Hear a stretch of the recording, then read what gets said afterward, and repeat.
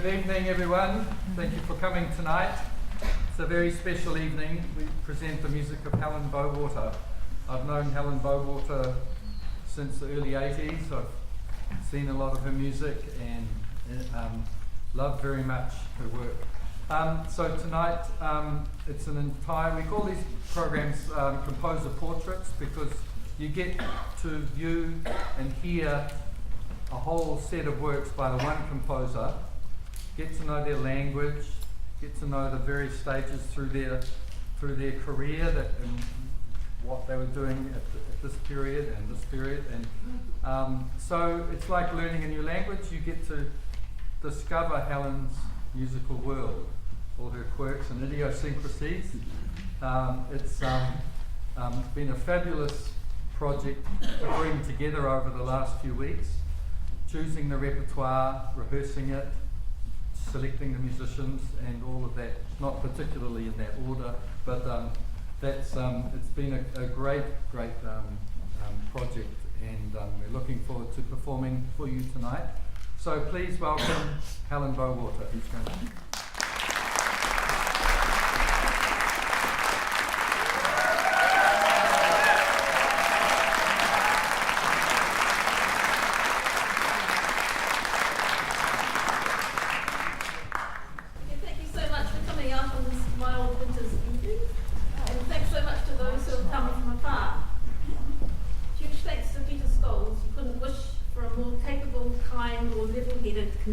Director, and thanks to his outstanding Auckland Chamber Orchestra, a national treasure indeed, and to the soloists performing today presenting this concert with my pieces.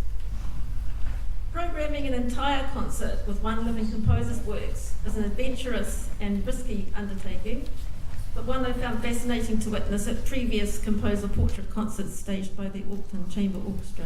This program includes pieces written between 1990 and the present. Peter encouraged me to choose the pieces, a further act of faith and risk, which I have only compounded by including several first performances.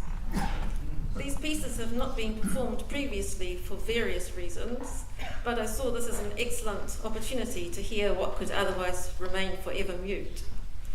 There is bound to be a certain amount of cultivated chaos and sounds which you might prefer to be mute.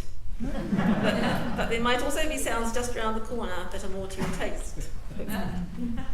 For most of any composer's life, the sounds dreamt up remain silent, even well behaved in their lack of a presence. The physical sounds of a live performance feel somehow larger than the life in which they were conceived, and a chance for sounds to interact in both harmonious and unruly fashion. The piece becomes undeniably in your face. Several pieces performed together feels like a veritable rebirth and volcanic parade of subconscious memory, cryptic communications, and the multitude of choices behind creating a work, but also like an immediate and relentless flight of sounds, interpreted and set free by the performers.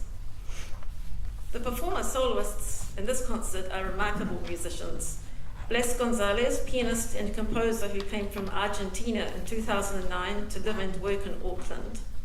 Miranda Adams, assistant concertmaster with the Auckland Philharmonia Orchestra, who first played my music in the late 80s. Claire Scholes, mezzo-soprano and composer, who I have also worked with previously, and whose sense of theatre adds to her prominent role in three of the pieces tonight. There are a variety of texts manifest in this concert. A special thanks to Greg O'Brien for so generously allowing me to set 6 of his poems from his collection Whale Years in the piece Beneath the Crumpled Stars presented later in the concert. The second piece in this concert, starting with the second, takes the form of 3 short, quirky piano pieces dedicated to the qualities and abilities of 3 friends. The titles are from A.A. Milne's Cottleston Pie poem. The first, A Fly Can't Bird, but a Bird Can Fly, is dedicated to pianist Dan Poynton, who introduced me to Ralph the Muppet's Cottleston Pie decades ago. Dan made a recording of himself performing Cottleston Pie as a present for my nephew, hence my chance to respond. The second of the 3 pieces, A Fish Can't Whistle and Neither Can I, is dedicated to my partner Andy for obvious reasons. And the third piece to my brother David, a tribute to his philosophical bent. Why does a chicken? I don't know why. The first piece you'll hear tonight is for solo piano and was commissioned by dear friend and neighbour Bruce Petrie, who was an Auckland heritage architect with a love of contemporary visual art and music.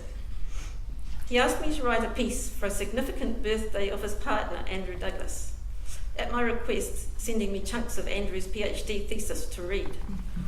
From the thesis, which investigates ideas of self and of movement through urban environments and the green spaces therein, I found the title, The Ghost of Oedipus, and knowing Andrew liked piano and gamelan music, and both Andrew and Bruce were partial to a good dance party, I wrote a piece where Balinese Kitchak fire trance dance, melody and rhythm had a part to play.